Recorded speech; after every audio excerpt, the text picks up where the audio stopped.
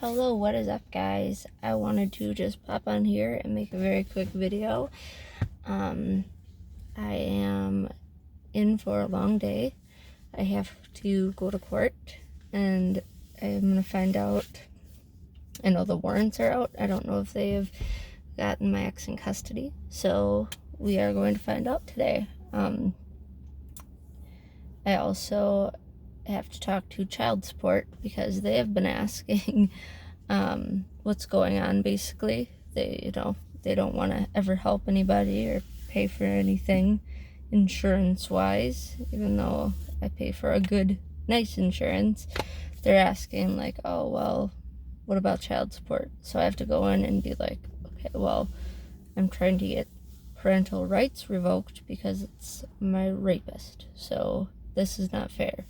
So I'm going to go in and explain that to them, which they should know, obviously, and just talk and say my piece, because it's just, I'm so sick of having to think about him and having his negativity bring things down.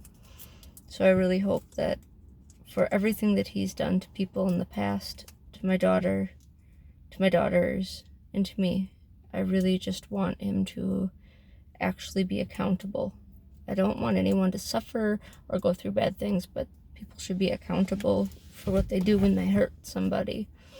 So I hope they're getting their act together and actually taking this seriously, because it breaks my heart that somebody can say the kind of things and do the kind of things that he did to not only me, but more importantly the girls, especially the language he used and how violent he was in front of them. To me, it's just remarkable how happy they are without him now, and they need justice for that. So I'm gonna go in and speak my piece today, and hopefully it goes well. But I wanted to update you guys on everything with that. The charges are 4 domestic violence charges with modifiers and 2 rape 2 or sexual assault 2 charges, and I will fight tooth and nail to have justice be served, because this was just sick and disgusting and wrong, and I just hate the fact that my girls ever had to see an example of me being treated that way. I know it wasn't my fault that he's a bad person and that he raped me and that he hurt me, but I, as a mother, want to be an example for these kids, and I want to let my 2 daughters know that as their mother, it isn't right to let someone put their hands on you, and especially with how bad it was. It was constantly, it was every week, if not every day, and it was awful, and it was bad, and when it was the worst events, I mean, it was my nose being crushed, and my teeth are all broken in the back and cracked, and they're actually cutting into my tongue because of how many times he's punched me in the jaw and in the face, and I have a dent in my skull that will never go away from him fracturing it, and broken ribs, and my shoulder's torn because of him, like, and they saw their mother terrified, and I was always a good mom, I believe, despite the awful insults he has said to me, and things he's called me. I always tried for my girls, and I always will try for my girls. They're my number one. They mean everything to me, and I thought I was keeping him safe because I figured if I left him, he was going to kill them like he said he would, and he tried to kill me. It's sick, and I just want them to see their mother not hurt, and just simply removing him from the equation and being there alone and having my influence be the influence on them. They have 180'd to the point where even just our neighbors noticed how happy they are. Like, that's crazy. And then going into like detail, like Reagan went like the next day after he was gone, like she was standing up on her own but not walking or anything. She immediately started walking all over. Like all over. It couldn't count like, oh, she did 4 steps. It was like, nope, now she's walking, and within a week running, like baby running, and now she's jumping, running, climbing, skipping. Like, it's like she was so afraid that he was so violent and always tipping over and being drunk and knocking things down, pushing me around, that like she would stand up and then sit down because she didn't want to get bumped over. Like, it's every little thing in life. It changed so much because everything was so negative when he was there. And even if I was a good mom for what I could do, I wasn't able to do everything I can now. And with my preeclampsia had got so bad that in a day when I was pregnant with Reagan, I could gain even up to like 10 pounds of water swelling weight. Most pregnant people, like with my first pregnancy and all, like, you'd pee a lot. I wasn't peeing at all because it was just everything was being retained, and it was awful. So I gained a lot of weight during my pregnancy from that, and getting rid of that weight was really hard.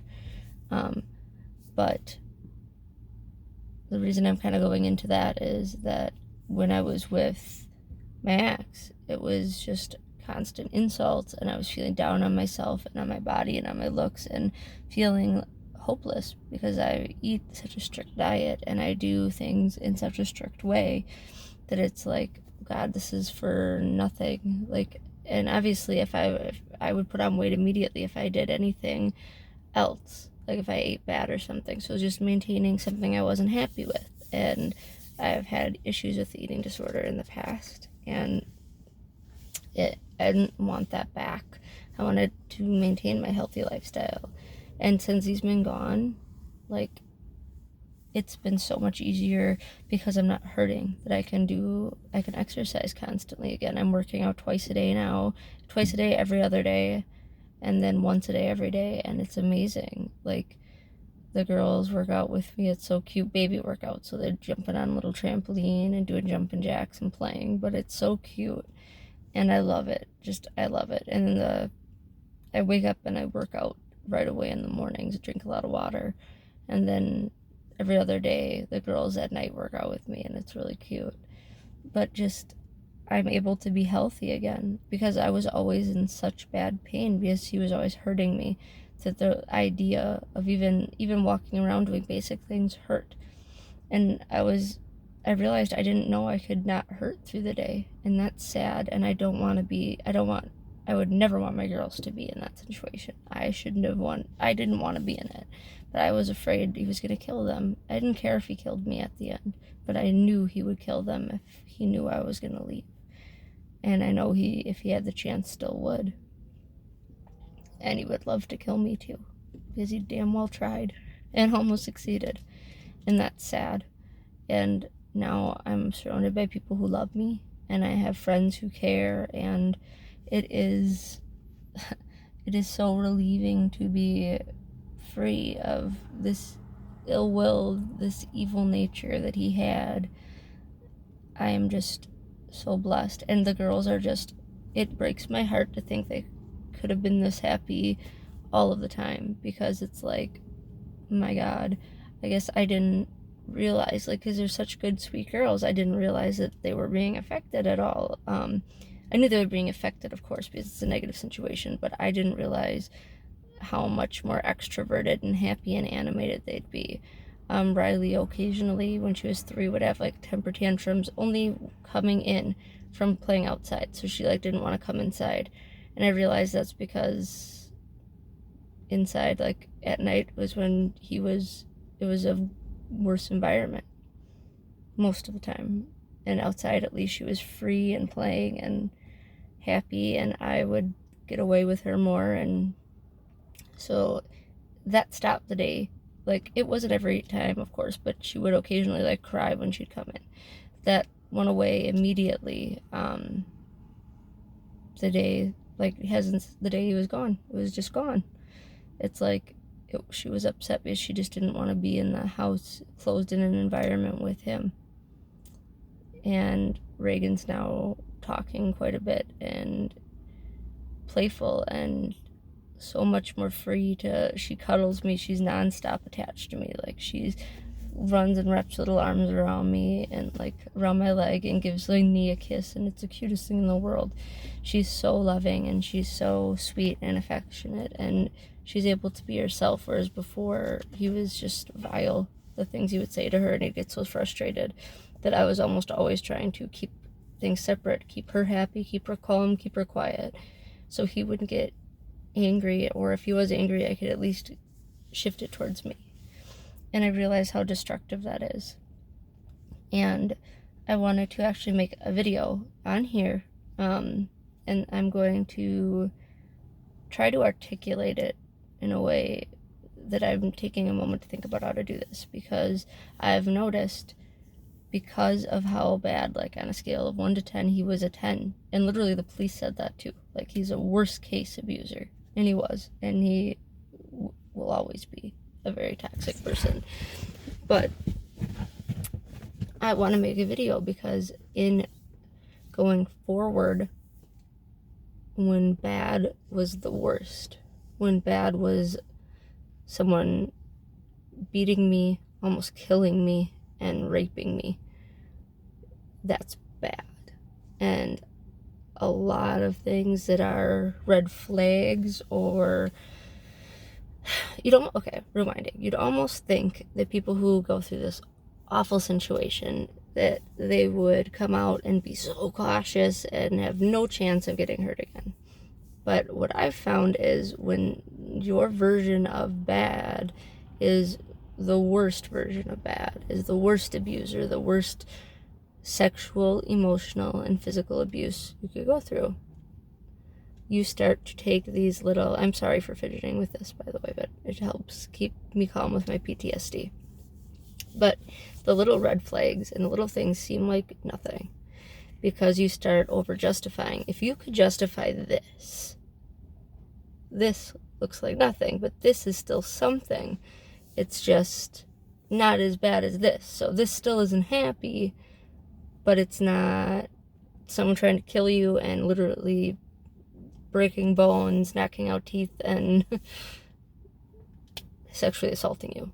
So you tend to internally almost downplay things more, or feel like you owe yourself to other people, and that's effed up, because you don't owe yourself to anybody. And I've had a hard time being confident in myself as a person enough to know that that's not right, and I need to work on that still. And I want to make a video about it, because I hear that from people, like, oh, well, you've been through it, so now you know what to look for. Yeah, in a literal sociopath, yes. But with everything else, it doesn't seem so bad. Or the little controlling things. Like, there were a few very minor things that I wasn't doing because of someone I liked. Right now I'm very much so single and happy and living my life the way I am, and that's what I want. But, and this is not the Jay I was talking about in the other videos, this is just a friend that I actually really like. And he has opinions that were rubbing off on me in the wrong way, I guess. I knew he liked like a certain hairstyle, like a longer hair, and my hair had some split ends, so I had it layered and cut now. But I wanted to do that right away after I lightened my hair. I'm a natural reddish blonde, but my hair's been a lot lighter. The growth, the roots, you can tell it's maybe a shade darker than what this is naturally. And all the red as I've gotten older has come out of my hair for some reason. It was getting redder, and now it's like medium light blonde naturally. So I wanted to make it easy, not have to keep the upkeep. But I wanted to cut off the dead ends right away, and because a friend likes longer hair, I wasn't. And I was talking to a counselor, the counselor who's helped me through all this and has been amazing. And I was talking to her about it, and she's like, do you realize that, she's like, if I was hanging out with my girlfriends or even guy friends, and I was said, oh, well, I'd like this hair on you, and they said, oh, well, I hate that, I don't like it. She told me, she's like, I would say, oh, that's okay, you don't have to, and move on. It would never even occur to her to tell them to change it or feel they had the right to. And I was thinking about that, and because I care about this person, I know this person cares about me, I was letting those things that are red flags, like why should that person be able to control something like hair? I've always loved short hair. I had the really, really short hair all over with it was long on the top, like almost shaved on the sides and in the back, and it was really cute on me, and it was black, and I loved it. And I've told him 100 times over I was most confident like that. That's what I feel like is me. But he's like, oh, well, I like the long, pretty hair on girls, blah, blah, blah. And I was literally not just cutting my dead ends, or getting them cut, excuse me. I wasn't getting my dead ends cut because of a friend who I know thinks I'm pretty.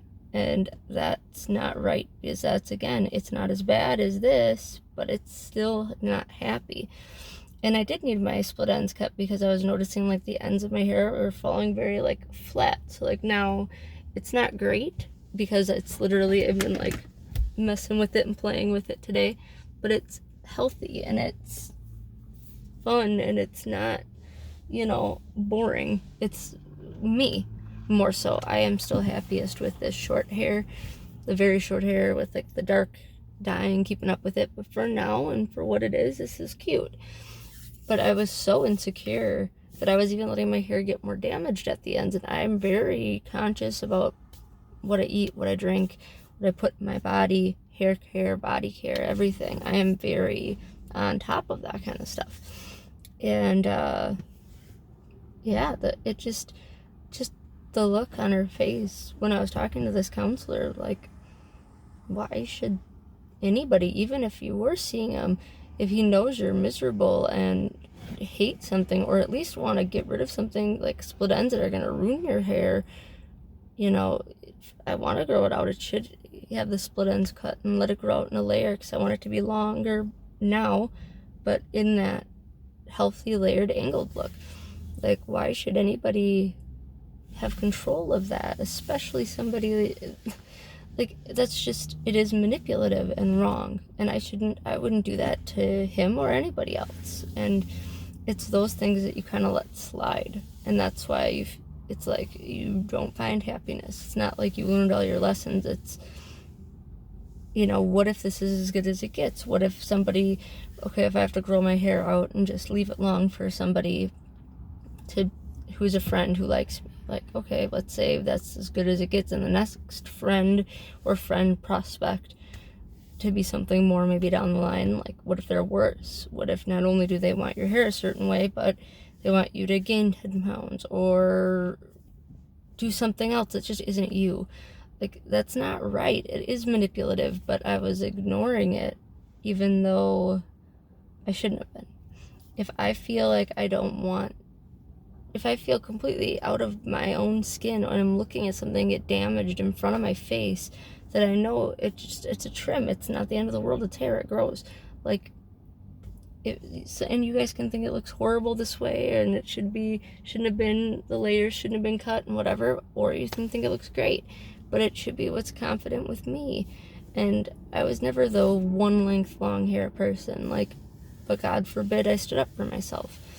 And because I like helping people so much, because I like helping people to learn about a healthy lifestyle and a clean living and how to be confident in their own skin, I tend to try to overcompensate, overhelp, overplease, be overly on top of things. I need to work on that, because that is an easy way for me to get manipulated like that, and know it's happening and letting it happen, and that's not right. I should be able to say, hey, my ends are splitting. I'm going to get the ends trimmed, and hey, you know what? I don't just want to get the ends trimmed. I want it to grow out in this more like, right now it's like a medium bob. I want it to grow out in like a longer bob cut, short in the back, long in the front, because that's cute. That's what I like. So I'm going to actually get the layers cut in a way so it can grow out nice. I shouldn't have even thought twice about that. And if I wanted it short again and dyed dark and keep up with the upkeep, because that's how I feel really confident, I should have been able to do that too. But I let other people's opinions affect me because I really care about people. Like, I really don't want anyone to be hurt. I hate seeing people sad, and I hate the idea of people being lonely or not feeling good, and I sacrifice myself to a fault. And I need to learn that it's okay to do that sometimes, but learn when you're doing it because you care and because someone's going through something bad and they need your help, and learn when you are doing that but in a way that is detrimentally harmful to you, because that's not fair. Why should anyone have to do that? I wouldn't ask it of a friend or a partner or a spouse, even anybody, because it's not right. It's not right to ask that from somebody. And that's what I really have to learn. So I want to make a video on how to spot those little things, because you're desensitized to it because you are used to really bad, and so a lot of things don't seem as bad. And if someone really did care about you, sure, they might have a preference. They can say, oh, I liked something better. But if they know you don't feel happy in one way, they would want to build you up and be like, hey, you know what? For your bone structure and your face, you know what? Yeah, I like long hair, but you look great with this. You look great with the really short hair and the dark. So you know what? Go for it. Like that, you want to build somebody up and make them happy. And at the very least, not bring them down just because you want a certain aesthetic and appearance. And I'm really bad at setting those boundaries because I don't like hurting people. And on another note, I'm very insecure. And with the weight that I gained, I have lost 100 pounds now. Literally to a T, 100 pounds. And it was genuinely everything I ate stayed. I was eating sometimes with drinks included, like with juice and almond milk and whatever. I was getting 200 calories a day and well pregnant, and I was still gaining, sometimes fluctuating 10 pounds in a day. And it was insane. And it didn't go away like they said it would. Like, it stuck for a long time, and it was hard to deal with. And I felt so out of place because I am such a fitness person, and I couldn't work out because I have a broken rib or a cracked jaw, fractured skull, concussion after concussion. You can't go jog or lift weights. You'll pass out, and I was passing out from it a lot and fainting, and it's not good or right. And now I'm able to be myself. I've now been able to finally get my health to where it needs to be. I'm taking care of myself, my body, my everything, and I should be more confident, but I'm not. I don't feel confident in my own skin yet. I'm not where I want to be yet, and so it's really hard for me to hear like, oh, well, you know, the stereotypical whatever is that, you know, long hair is prettier. And so having somebody like a friend that I really care about kind of put it in my head that, oh, well, that's true, and it makes you feel like you're not pretty enough to get away with something. Like, that's not good. And I want to make a video about building yourself up. I want to make a video about how to, one, watch these red flags, because like I said, when you're with real bad, then not so bad doesn't seem bad, even though it's still a version of bad. Just like, you know, there's different versions of everything. There's different extremes, but even if it's a little pain, it's still pain. And if it, you know, it's going to get worse. It's not going to go away if you don't do something about it, if you keep ignoring it.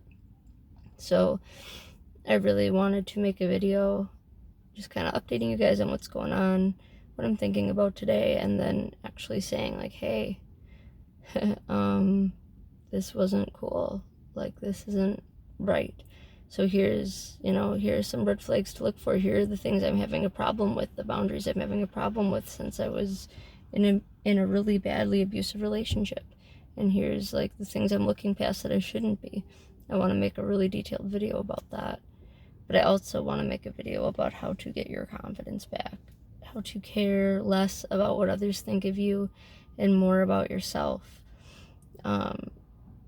And I feel like so many people can judge, and so many people can have opinions and say, oh, if you want to find a respectable man, dress modest and have long hair. And no, I should be able to dress how I want and look how I want, not dirty, and I'm not going to wear a thong in Target or something.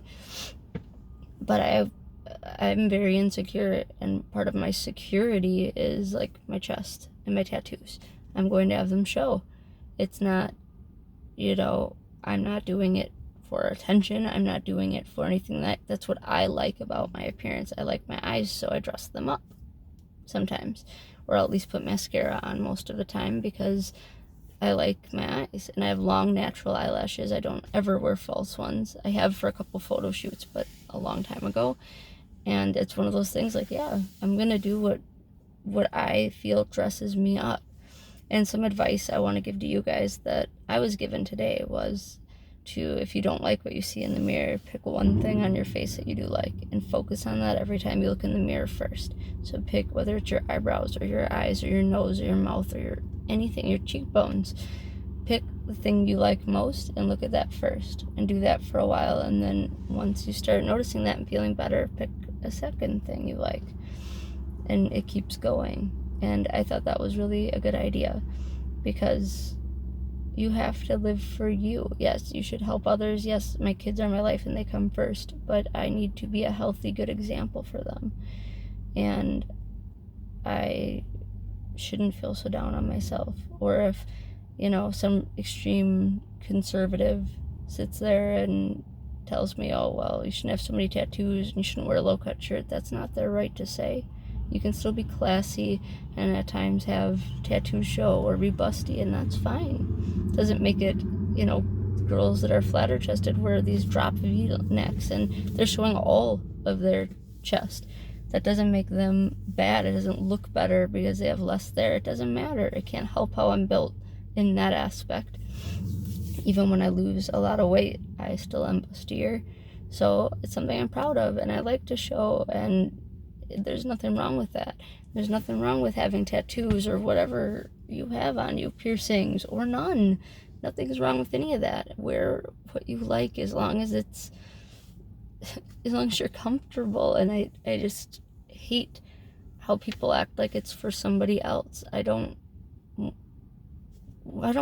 want people to wake up and think, oh, I need my chest to be out because I need to show it to people because they deserve it. That's not true. If I woke up and I didn't like that aspect of me, it didn't make me feel happy, I didn't like my artwork, so want it to show because that's what it really, really is, then I wouldn't do it. And I shouldn't do it. And I shouldn't show it because somebody says, oh, I like that it shows, but I shouldn't hide it because someone says, well, you're not going to find someone respectable if you don't. I should do what makes me feel confident. I know to dress up or down for certain occasions, but with that, do it in a way that makes me feel confident. And that's how people should live, and that's how I want my daughters to live.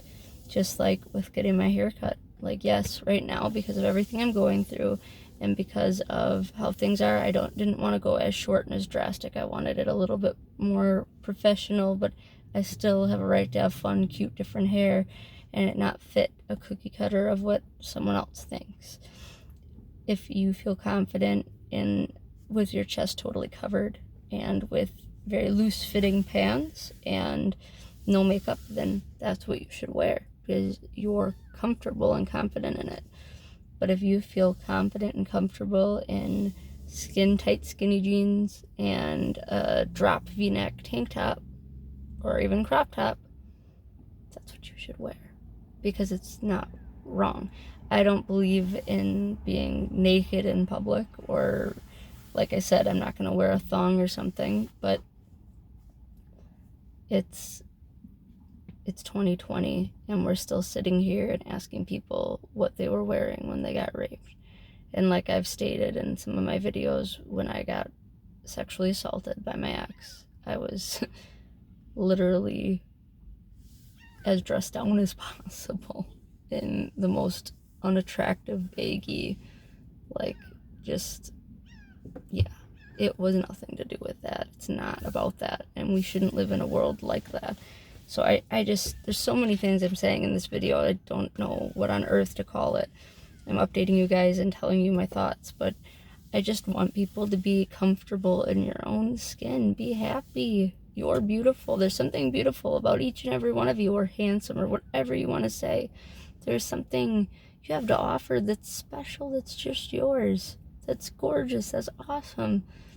Love that. and embrace it, and whatever makes you confident, what your style is, what rocks for you, that's what you should do. You shouldn't do what's on trend just because it is, unless that's what you like. If that's what you like, that's great. If it's not, don't do it. Do what makes you happy, what you're comfortable in. If you're comfortable in 1950s vintage dresses only, then wear those. If you're only comfortable in crop tops and a flowy, big flowery skirt, wear that. Wear what you want. Do your hair how you want, your makeup how you want. Because when you're confident in yourself, when you're living your best life the way you are, you exude that confidence because you feel comfortable in your own skin, and you attract good people. As much as you can be beautiful to a society's standard, if you're very insecure and not as confident in your own skin, you don't attract people the way you will if maybe you have a less conventional look, but you're exuding that you're true to yourself and you're being your transparent, honest self. I just want people to be confident and know that you all have something to offer the way you are. And so I really want to make videos a couple videos that'll help, because I've noticed where I am still struggling, and I've noticed where I'm doing really good right now. And I want to tell both of those stories because I don't want you guys to have to go through it. Or if you are going through it, I want you to know you're not alone. So I love you guys. Thank you for listening to me talk for a half hour and kind of update you and go all over the place. But if you're really still here watching this, just know that you guys mean so much to me. And if someone could do me a favor, I have a Galaxy S10 phone. If someone could in the comments tell me from my phone how I can change the settings to allow comments on my videos. Sometimes it has comments, sometimes it doesn't, but every time I try to change it, it like sometimes works and then doesn't. And I really want to be able to talk to you guys because you guys mean so much to me, and having this outlet has made my life a lot better, and I appreciate it. Thank you guys. And if someone knows, please comment on one of my posts on here or something, or on a video that does have comments. Please comment if you know how to on this kind of phone, because it's really frustrating and I really want to actually be able to change it. So, and then I'm going to be I have a laptop I'm going to be getting. It needs to be updated. There's a program I need to run through it, and when I do that, I'm going to run the program through it, and then I'm going to be able to edit my videos and use my camera more. So thank you guys for being here and loving me for how I am. I will talk to you all soon. Have a beautiful day.